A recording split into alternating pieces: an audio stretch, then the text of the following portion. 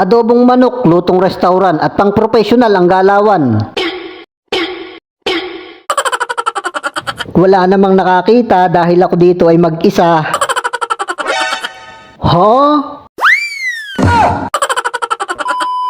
Ayun guys, for today's video, magluluto nga pala tayo ng adobong manok. Bali pinapakuluan ko muna yan para yung mikrobyo matanggal. Para pag kinain natin, safety. Kailangan nating alagaan ang pangrumansa nating katawan. Hindi pwedeng pabayaan dahil dito ay maraming nag-aabang.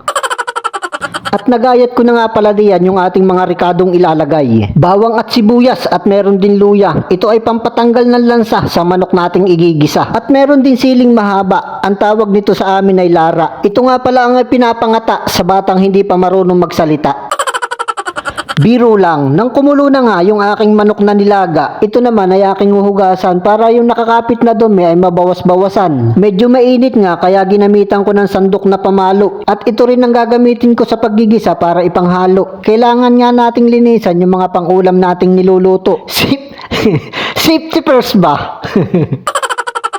Kaya itong kasirola, isinalang ko na. Bilis-bilisan mong uminit at baka yung ulo ko ang mauna. Mainit na, kaya itong kasirola akin ang igigisa. Ay, Ricardo pala. Siyempre, hihintayin lang natin yung pumula. Saka natin uumpisahan yung karne ating isasangkot siya. Lutong restaurant, pang professional ang galawan. Uy, sumablay, hindi tayo makakapagyabang.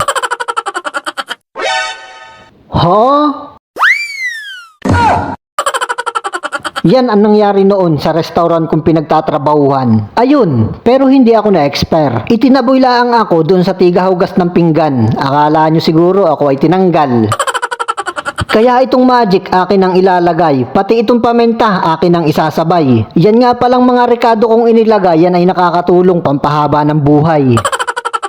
At syempre, hindi mawawala itong asukal. Ito ang magpapasarap lalo na kung ang niluluto mo ay pampulutan. Hayahay, tuwan-tuwa ang mga tambay. At hihintayin lang natin kumulo at lulutuin natin yan sa sarili niyang sabaw. Hanggang sa maiga at magsagit-sita na. Sabay taktak ng toyo't suka na pampalasa. Sabay taktak ng lara at baka mga tapa ng bata. Ito na, yung luto nating pang restaurant. Ayaw ko na lang talaga sa inyong ipagmayabang. Pero pag ito'y inyong natikman, malilimutan mo ang iyong pangalan. Basta wag mo lang kakalimutan ang iyong bianan. Babay mga tropa, ako ay kakain na muna. Niluto kong tanghalian, wari ko'y panghapunan na.